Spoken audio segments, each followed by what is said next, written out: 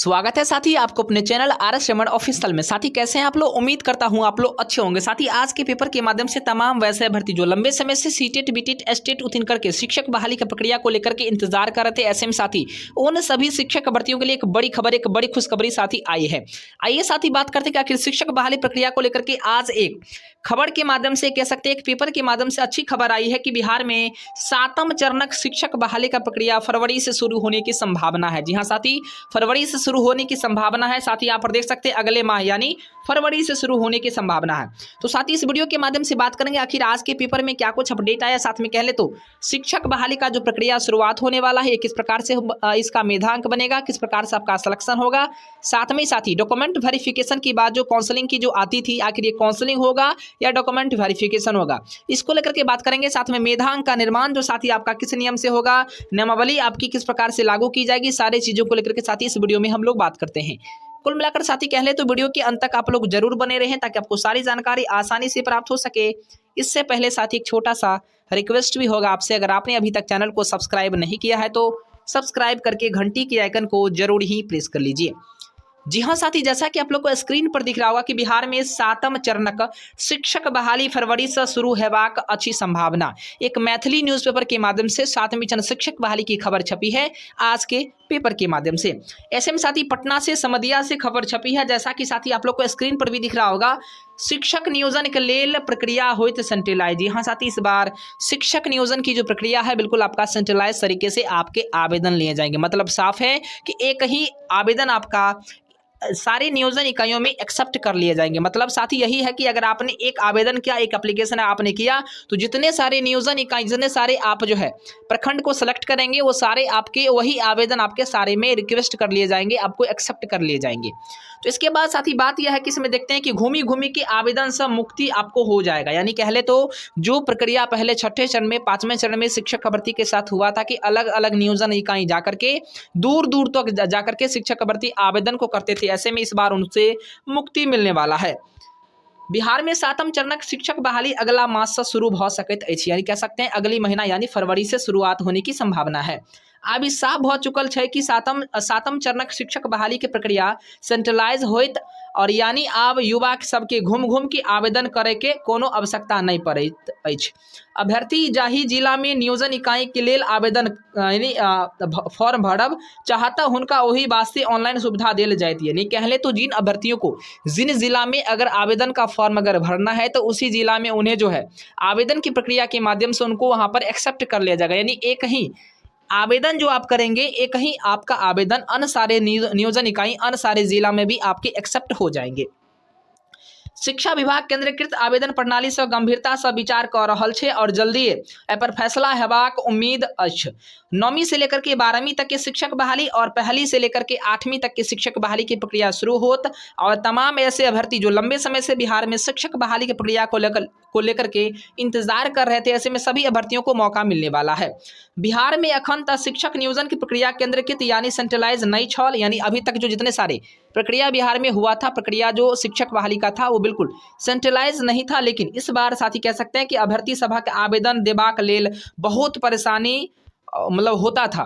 खुद नियोजन इकाई में जाय के पड़त छल और फिर हुनका डाक के माध्यम से आवेदन भेजऽ पड़ैत छल। यही में काफी समय लागत छल और कहले कि अभ्यर्थी के काफ़ी समय यही में लागत छल के बाद साथी जो है लंबे समय से शिक्षक भर्ती इसमें ज़्यादा से ज़्यादा इसमें इन्वेस्टमेंट भी होती थी, यानी पैसा भी ज़्यादा खर्च होता था, परेशानियां ज़्यादा होती थी और ज़्यादा से ज़्यादा नियोजन इकाई को सिलेक्ट भी नहीं कर पाते थे।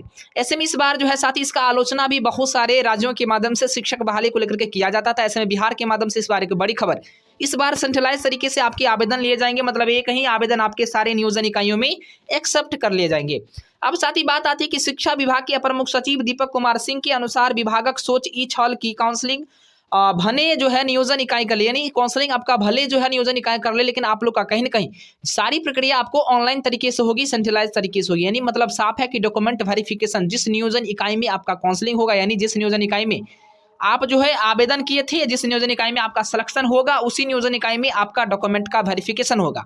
उसके बाद साथ ही आपके डॉक्यूमेंट वेरिफिकेशन होने के बाद आपका नियुक्ति उसी नियोजन इकाई के अंतर्गत आपका हो जाएगा। मतलब साथ ही यही है कि आप जब आवेदन करेंगे, आवेदन करने के बाद आपका जो है मेरिट बनेगा और मेरिट बनने के बाद डायरेक्ट सचिवालय आपको जो है कोई एक नियोजन इकाई आपको वहां पर प्रमोट कर देगी, आपको अलॉटमेंट कर देगी और अलॉटमेंट जो भी आपका नियोजन इकाई होगा उसी में जाकर के आपको डॉक्यूमेंट वेरिफिकेशन कराने हैं और उसी नियोजन इकाई में आपको कोई न कोई विद्यालय भी आपको सौंप दिया जाएगा नियुक्ति के लिए।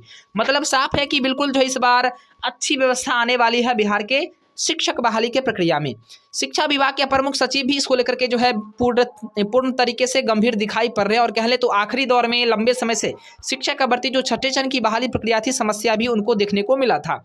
ऐसे में सातवें चरण में आवेदन लेबाक प्रक्रिया सेंट्रलाइज हो, हालांकि काउंसलिंग के लिए अभ्यर्थी के नियोजन इकाई जाय के परत और विभाग सेंट्रलाइज आवेदनक दिशा में काज कर रहल छे और जल्द ही पर शीघ्र ही फैसला लेबाक अब बात भी देखने को मिल जाएगा। मालूम हो कि जो शिक्षक नियोजन इकाई में लंबे समय से जो धांधली देखने को मिलता था, शिकायत देखने को मिलता था, अब साथ ही वो शिकायत और धांधली देखने को नहीं मिलेगा। तमाम ऐसे अभ्यर्थी जो योग्य हैं, जिनमें सारी योग्यता अर्हता है, वो बिल्कुल जो है फुलफिल कर रहे हैं, तो साथ ही उन लोगों को आवेदन करने का मौका मिलेगा, उनकी मेरिट भी बनेगी, उनकी काउंसलिंग यानी डॉक्यूमेंट वेरिफिकेशन भी होगा और फाइनली साथ ही उनका सिलेक्शन भी होगा। इसके बाद साथ ही बात करते हैं कि आखिर मेधांक का निर्माण किस प्रकार से होगा। तो साथ ही मेधांक का निर्माण आपका 60-40 रेशियो के अकॉर्डिंग टू होगा। मतलब साफ है कि 60% आपका जो है सीटेट बीटेट एस्टेट का लिया जाएगा, साथ में एकेडमिक और टीचर ट्रेनिंग का आपका 40% साथ ही लिया जाएगा। दोनों मिलाकर के जो मेधांक आपका बनेगा उसी के हिसाब से आपका जो है नियोजन इकाई आपको सौंपा जाएगा, आपको विद्यालय सौंपा जाएगा। मतलब साथ ही काउंसलिंग में जो भीड़ होती थी पहले, अब वो भीड़ आप लोग को शिक्षक बहाली की प्रक्रिया में नहीं देखने को मिलेगा। सेंट्रलाइज तरीके होने से यही फायदा है। जिनका मेधांक कम है उनको हो सकता है कि बैक एरिया मिले, जिनका मेधांक अच्छा है उनको फ्रंट वगैरह मिले, तो इसमें घबराने की बात नहीं है। सभी शिक्षक भर्ती का सिलेक्शन होगा, बिल्कुल होगा। और जिनका भी मेधांक साथ ही कम भी है उनको भी घबराने की बात नहीं है, क्योंकि हो सकता है कि आपको बैक एरिया मिले, मतलब फ्रंट पे आपको नहीं मिले, क्योंकि फ्रंट में जो ज्यादा मेधांक वाले हैं उनको मिलेगा, जिनके कम मेधांक है उनको बैक एरिया वगैरह यानी बैक डिस्ट्रिक्ट आपको मिल सकता है।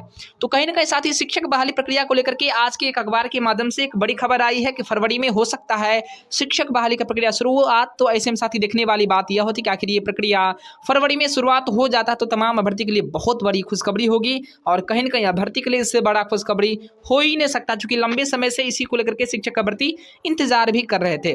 जय हिंद, वंदे मातरम। देखते रहिए RS रेमंड ऑफिशियल को, लाइक करें, शेयर करें और सब्सक्राइब करके शेयर करना साथी ना भूले।